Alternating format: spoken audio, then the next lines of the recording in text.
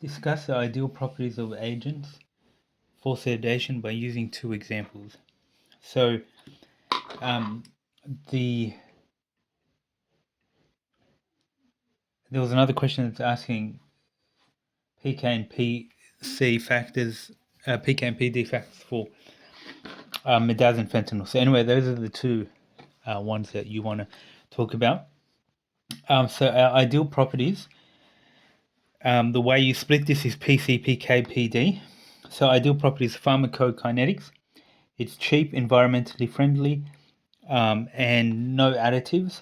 So obviously propofol has additives. Is it water soluble? No. Dose and versus high therapeutic index, hypnosis versus sedation. So it has. I don't really understand that therapeutic index. Then we go to mechanism of action, high receptor affinity. So propofol has increased duration of GABA on GABA B, and increased frequency of GABA is MDAS. Then you have PK, so absorption, IV only. Ultimately, you want multiple property routes, and then you have IV and oral, which is 50% availability. Then you got rapid onset, time to peak effect. So onset is 30 seconds. T half KO is 1 minute.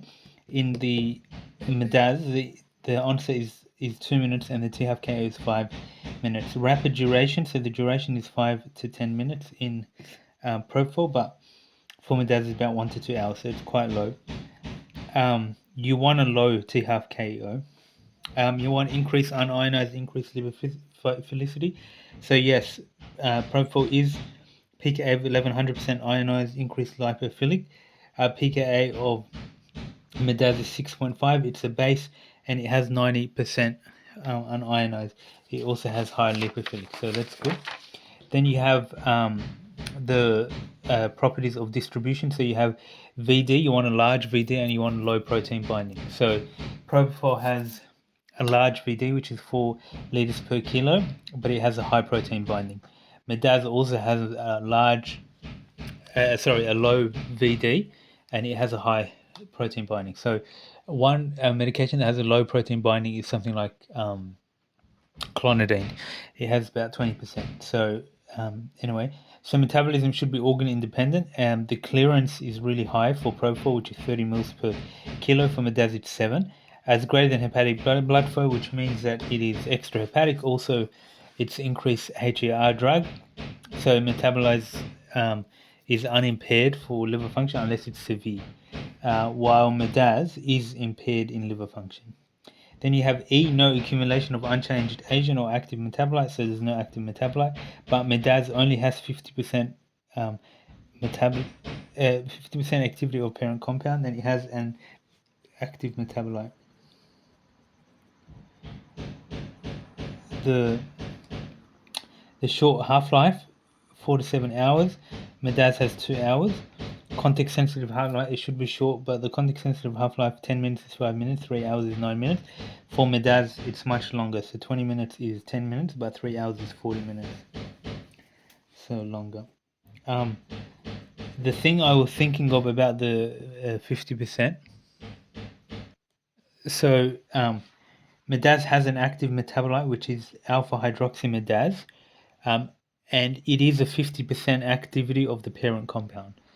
What you're thinking of, the 50% is metabolized with no active, is clonidine. So clonidine has no active metabolite, but 50% of is metabolized, and so you get 50% of accumulation. So this is obviously different. Then we go to pharmacodynamics. Is it predictable dose dependent? Propofol is yes, medaz is no, inter-individual. CNS, is it anxiolytic? Yes. Is it amnesic? Propofol is, medaz is more. Analgesic, no, and medaz is no. Respiratory, so also we have no cerebral autoregulation. So the flow metabolism coupling is reserved. ICP is reduced. Medaz is decreased CBF and decreased MRO2, but the ICPs there's no significant change. Then you go respiratory, increase R and initially, and then you have reduced R and then apnea. Preserved airway, no. Medaz is relatively, so it's good for sedation. Bronchodilation, mild. No effects on secretion. Correct. The one that does is ketamine. CVS is minimal.